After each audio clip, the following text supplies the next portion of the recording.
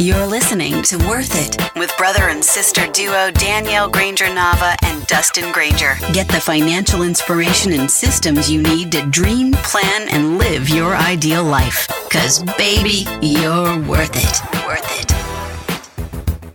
Hello. Hey, everybody. Welcome to Worth It. Welcome.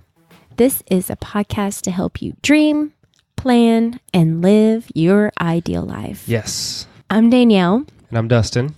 It's January. It's cold as hell outside. You have a new friend, don't you? Oh my God. I can't.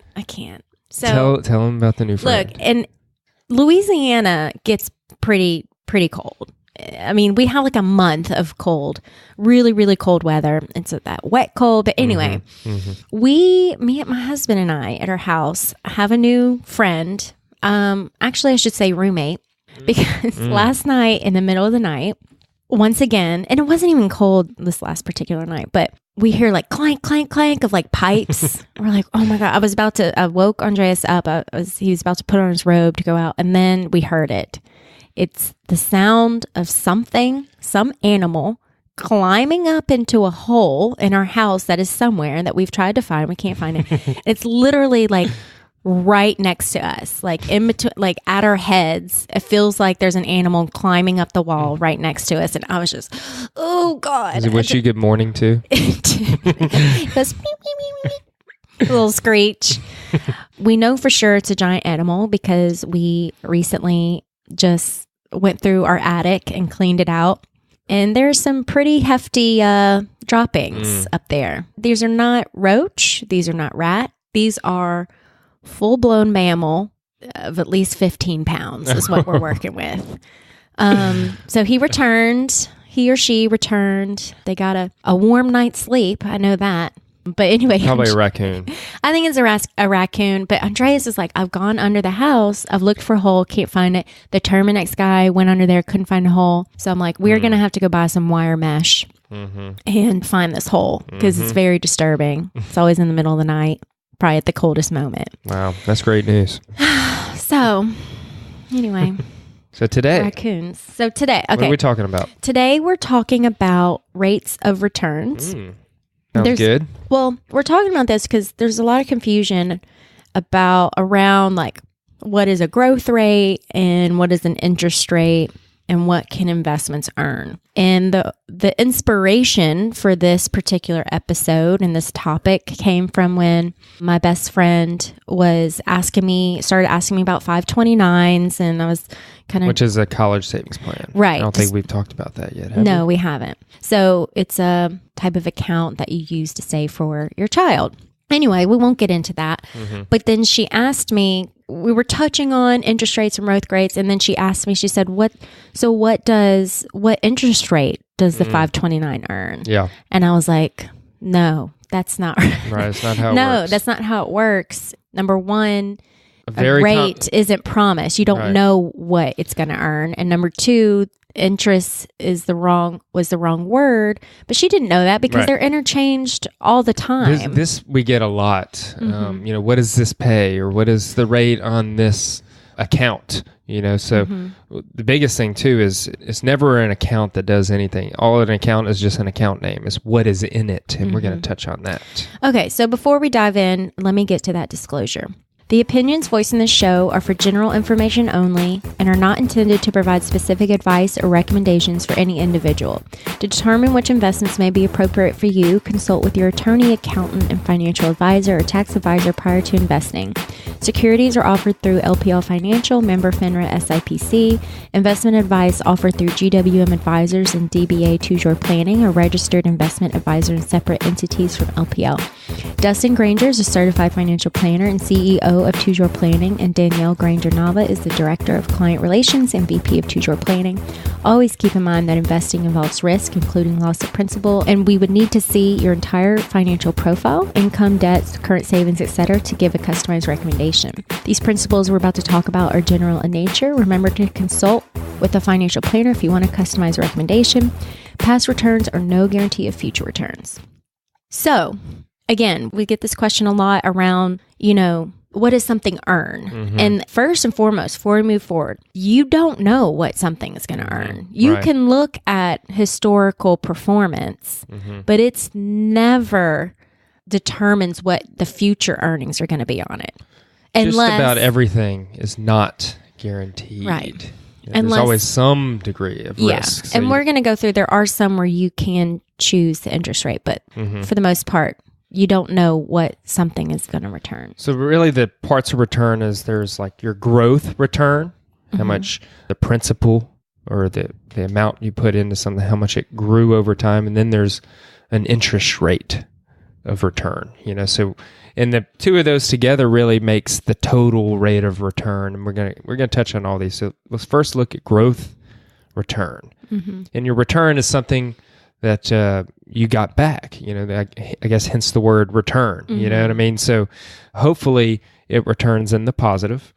But what you usually see these quoted as average compounded yearly returns, and we touched on the law of compounding interest.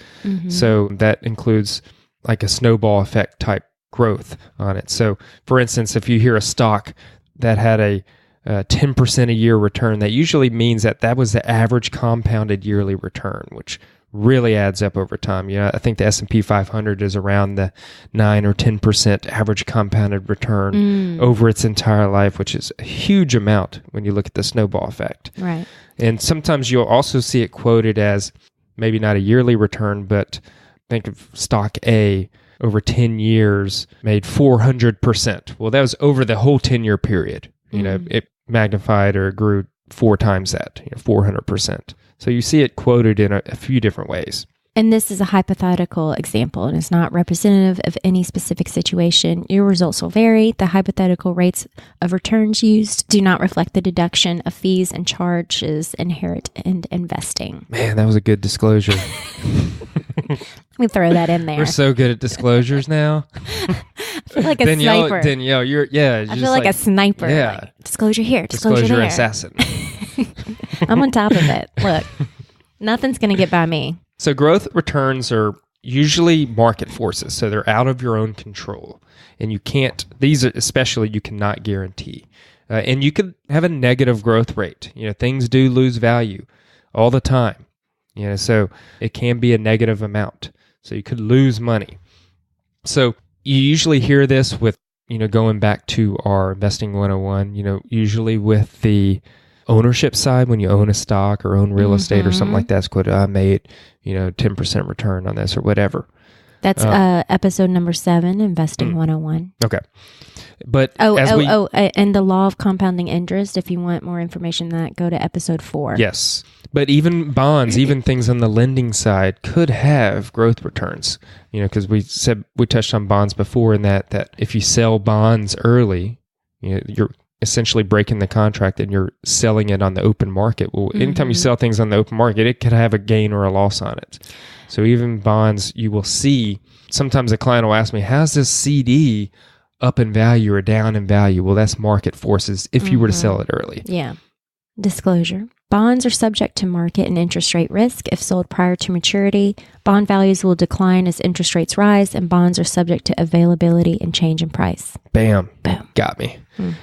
So like General Motors, for example, bond holders. Yeah, this is a great example. People that held those bonds lost money in it. Supposedly a lot of people think bonds are as kind of a guaranteed return, and they lost principal in that. Right. General Motors, if you remember, in 2007 or 2008, during the financial crisis, almost went bankrupt, and a lot of the bondholders got hit. And just to kind of recap what a bond is, and to fill out this example, if you were to, let's say you bought a bond from General Motors, that means you were lending money to General Motors. You lent them money, and in exchange, they would pay you an interest rate. So let's say you bought $1,000 bond from them and the interest rate was 5%.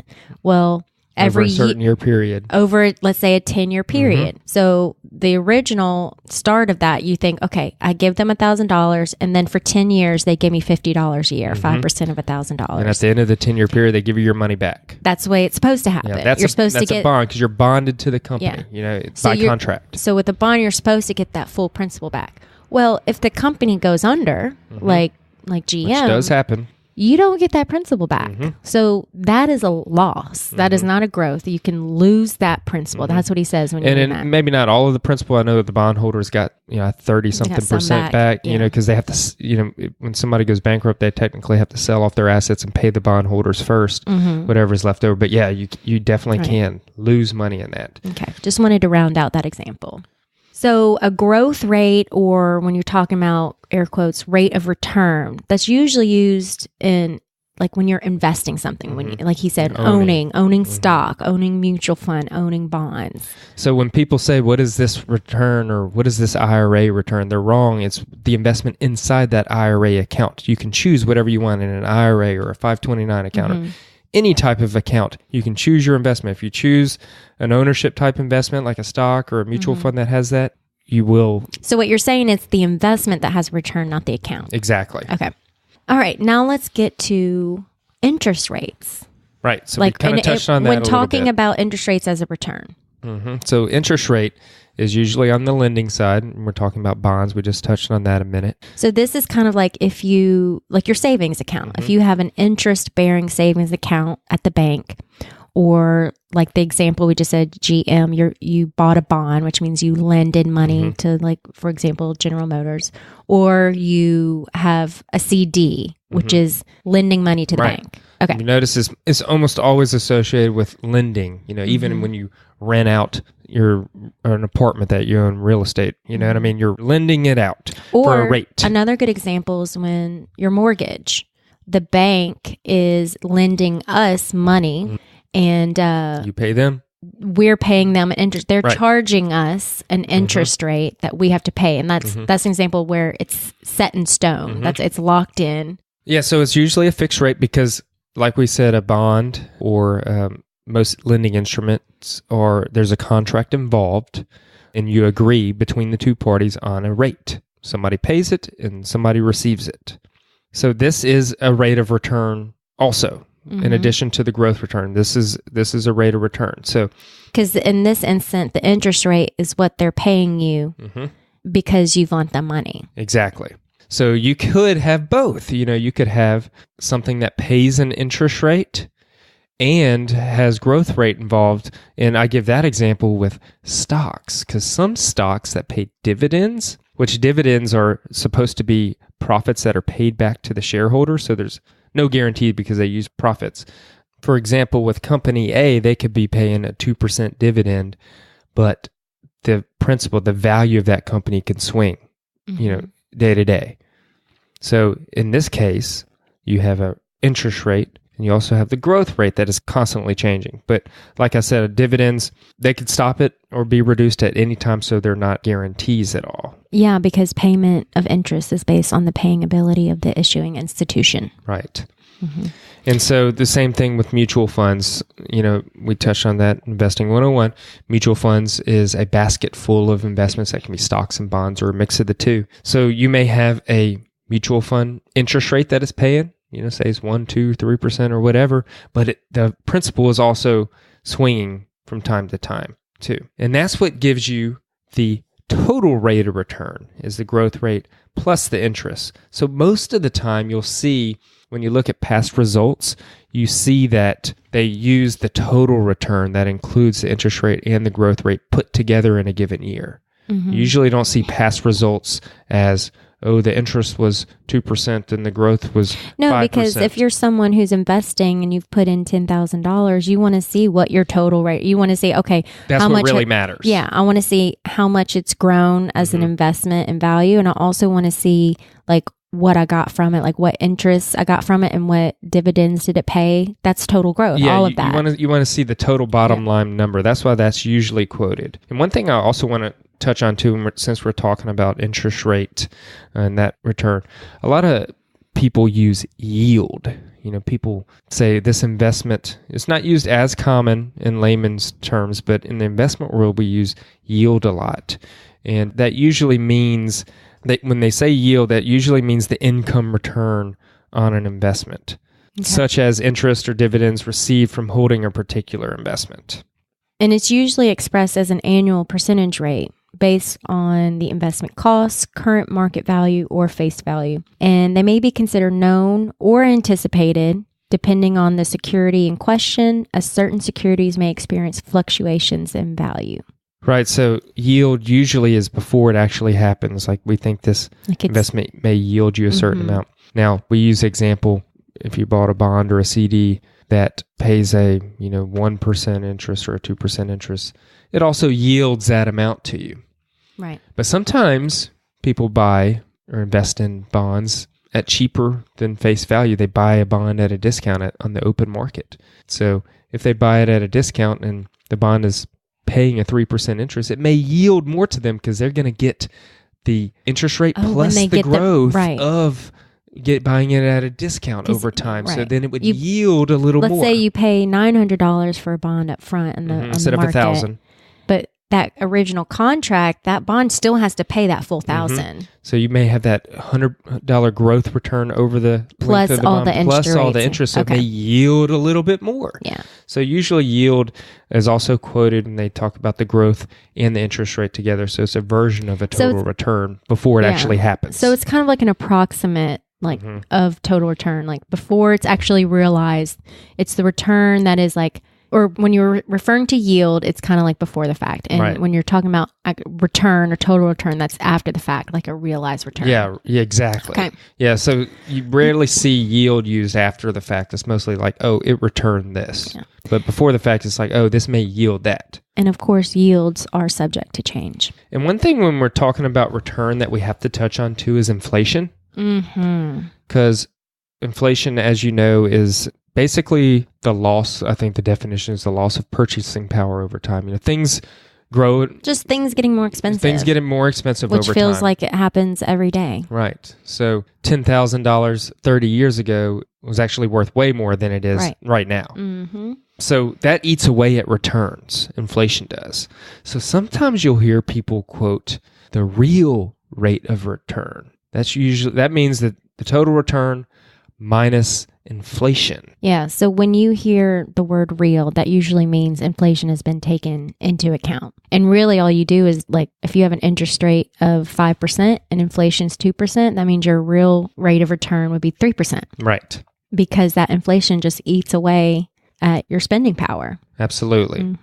So one thing that we need to talk about too is potential, because you can choose a lot of times what your rate of return could possibly be. So we can choose to go into investments that have a lower expected rate of return. Well, and those are higher. And those are estimated. You could say estimated, right. You could say here's an investment where you could yield or get, maybe 3 to 5%. And on average using historical returns. So they'll say here's one that maybe could yield, 10 to 15.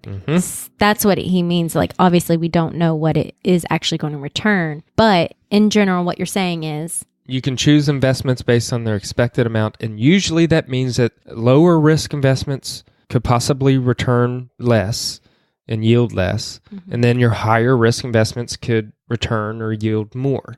And that is almost always the case because the market is a little rational over time. It usually values things according to that. So anytime you see something with a potential high rate of return, there's a reason for that. Yeah. You usually have to take on more risk, but of course, risk is relative, and we can talk all about that. And be careful when anyone promises any type of high rate of return with very low risk. That's a big red flag. There's always risk associated with that. They go hand in hand. Right. Now, if you do decide to invest with lower return investments and you do want to play it more safe, which is okay, depending on your personality. Right. Then that just means you'll have to save more to reach your goals in general. So, and vice versa. If you have a high risk tolerance and you don't really care about the swings in the markets and the volatility of everyday market swings, then you're able to save a little bit less to still achieve those goals. Yeah, that's why one of the first things we do with clients is assess a risk profile. That's one of the most important things. And that's something you've got to ask yourself. And they have some really cool quizzes you can take online, right? And to help you determine what your risk profile is, how comfortable you are with risk or how uncomfortable you are. But there's no better determinant than actually going through turmoil. And that's one thing that I've noted with clients. I know what they say and how they actually act in the moment. Yeah. And sometimes they can be different. Yeah, because when you're experiencing a stock market like we have been, this year, where it feels like it's going up, up, up, up, up. Then everyone starts getting loosey-goosey. Oh, well, I want to, why am I not they have making... a higher risk tolerance. Yeah, all of a sudden, it's the appearance of safety that it won't go down. It feels good, but it can also happen going down too. And we experience that in slow motion, and it can be excruciating during those bad times too. So we usually know their real risk profile after the fact. And a lot of it too is that's what our job is to help people understand what's happening, because a lot of people may have a higher tolerance and risk if they understood more. I think just the fear of not knowing what's going on and just seeing numbers go down, just that fear alone and not knowing makes you more fearful. And up front, you do this, you tell them, you say, look, the market's going like this right now, but sure as rain, it's going to go down. And you say, I want to put you in something that you can weather through the storms and the sunny weather. That's the key. Investing is a discipline. So you want to find something you can handle in the good times and bad times, because you don't want to mess with it much. And I use this expression a lot. Investing in your investments is like a bar of soap. The more you mess with it, the faster it goes away. That's my favorite one. It's my favorite analogy. But yeah, run these scenarios in your head, before you make a decision on investment. Is imagine how you're going to feel and how you're going to react if a recession were to be coming soon, right after you do this. And that usually is a good indicator of what type of risk profile you're in, and help you figure out what kind of rate of return you're comfortable with. Right. Simple, right?